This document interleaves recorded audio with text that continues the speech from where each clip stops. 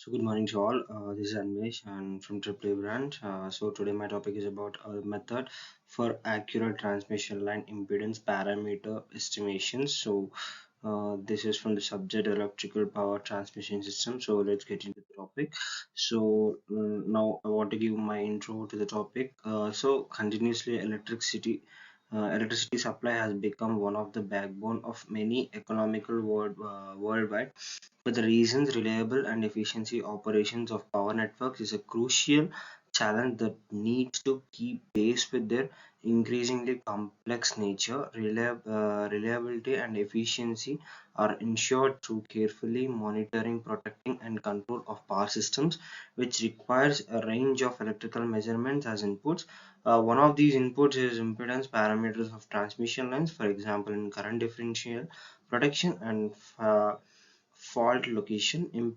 Traditionally, parameters were located offline using handbook formulas based on tower geometry and conductor properties, or through fault record analysis. Manuscript received November 9th, 2015, received January 2018, 2028, 2016, except March 2016. This box was supported by the Climate Knowledge and Innovation Community within European Institute of Innovation and Technology. The associated editor coordinating the review process with Dr. Carlo Mucus D. Redsman, uh, W. Holderbaum, and B. Potter, and with the School of System. So these methods are not able to track short-term changes in impedance parameters, which was heating and ambient temperature variance. So nowadays, it is possible to calculate the impedance parameters of transmission lines online, and in real time from synchronized phases measurements of voltage and current at both line ends. Synchronous phases are usually reported by the phasor measurement units PMUs that are installed in subtractions. Synchronous phasors based transmission line impedance determination has been investigated by many researchers since the 1990s. Early studies demonstrated the feasibilities of the concept and advantages over the traditional methods. The determinant parameter values are only useful if they satisfy accuracy requirements, which depend on the specific application for fault location and dynamic thermal line rating. It is desirable to detect thermal included variations of lines resistance, which increase from 1 to 20% parameters. Accuracy may express in the terms of minimum and maximum limits that are derived from the accuracy of a synchrophasor measurements. The accuracy of reported synchrophasors is influenced by the entire measurement chain. PMUs themselves often exceed the requirements of 1% total vector error and time tagging to UTC given in IEEE standard. Uh, Hence, if one of the accuracy of PMUs is considered, uncertainties in impedance parameter estimate of one solution is to estimate individual correction factors for both magnitude and phase angles of voltage and current along with the parameters of in an optimization procedure. However, this approach makes use of a wide range of measurements and assume time invariant impedance parameters. Hence, there is a need to develop effective method for reduction of the important errors in synchrophasor measurements on real-time impedance parameter estimations. Now, comparison of methods based on the results presented in the session 3. The proposed method demonstrated equal or better performance compared with the existing line LS based method. The linear LS method finds an optimal estimate for the parameters of two port network. These are then used to calculate impedance and admittance parameters of pi line. The advantage of this approach overestimating the pi line parameters direct is that it make use of redundant measurements such as the constant systematic errors and modeled in the paper either cancel or only cause a constant offset in estimated parameters. However, the line LS method also assumed constant parameters in time, and even small variations over a moving window leads to variable parameters errors. This remonstrance to systematic errors, yet weak accuracy for variable parameters, explain the relatively similar results in the accuracy of resistance and reactance parameters in case study for both methods. Therefore, it may appear that there is no significant advantage in such suggested method. However, one of the crucial differences is that proposed method has been demonstrated less than 50% variability in error of resistance value, the resistance and parameter with highest temperature sensitivity. Hence, it is desirable to monitor change in its value. This is good. This can be good to good accuracy even if there is a constant error in the estimated value. Accuracy of estimated changes deteriorates quickly with an increase of error variability. If the field true value of impedance and admittance parameters can never be known, thus the accuracy parameters has been assisted on the repeatability and consistency with the expected physical these criteria. The proposed method has clear advantages over the other estimation techniques.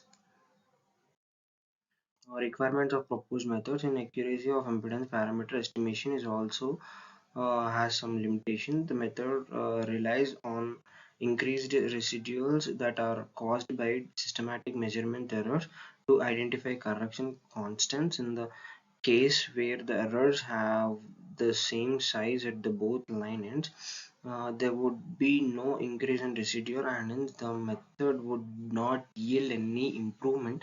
However, in this case, the error in the estimated parameters is constant and only of ordered of the systematic errors. Therefore, the overall effect is small. Increased residual only occur if there is a variation in the load of transmission line, which is thus requirement for the method of identifying correction constants. The required level of load variation depends upon the magnitude of systematic errors as well as random noises and the synchrophasor measurements. The measurement noises isn't it turn related to the overall load level. As the noise increases towards the lower end of increased instrument scales, a conservative estimation of minimum load variation would be 10% of maximum line loading.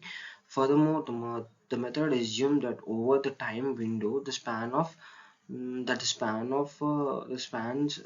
the utilized measurement, the parameters are either constant or varying linearly. This implies that the minimum load variation this time, which is limited by the thermal time constant depending on the load profile of the all-time window, may satisfy these requirements. One possibility of overcoming this issue is constant from previous time windows with higher load variations to summarize the applicability of proposed methods. So limitations assumptions in presenting the new method in this paper, some assumptions has been made. First, the method has been defined on the single phase transmission line model.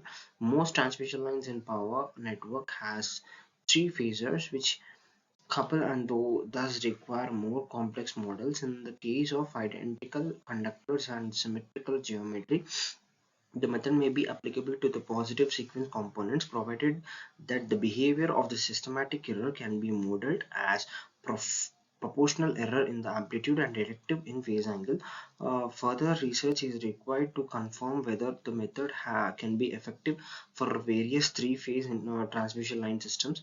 The systematic errors were assumed to be constant, directly proportional in magnitude, and additive in the phase angle. The uh, systematic errors may follow different nonlinear models.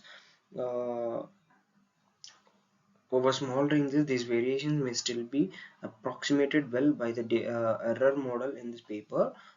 More work is required to investigate in any can be adapted to identify correction constant from for other models, and if it can be used to select appropriate error model. And now the transmission line, about the line simulations, and this is the we used to estimate the impedance and admittance line in the real time. Thus, the 1960 estimated values were computed in for the each Rx in B and Y in order to effective of method. Different setup of systematic errors were applied to the measurement. So this is the single phase 400 kV 102 km long transmission line, which is located between subtraction guardians and state. So now I'm concluding my topic with this line. The contribution of this paper is in the field of accurate real-time synchro phases based transmission line impedance parameters estimations. A method was proposed for estimating the impedance parameters of medium length transmission lines in the presence of systematic errors in the utilized synchro phases measurements of voltage and current. The method assumes constant or in linearly changing parameters over short period of time, identifies correction constant through optimization. The effectiveness of the proposed method was compared with that of an existing linear LS method in the case study of the simulated transmission line. The resulting are promising and suggested that the method has significant potential to improve parameters estimation accuracy in practical field applications. Limits of the method are future works has been discussed. Accurate real-time synchro phases based transmission transmission line impedance parameter estimation is a powerful factor in improving the performance system. So monitoring protection and control applications, and thus creating more reliable network. So I'm concluding with these lines of my topic. So thank you very much.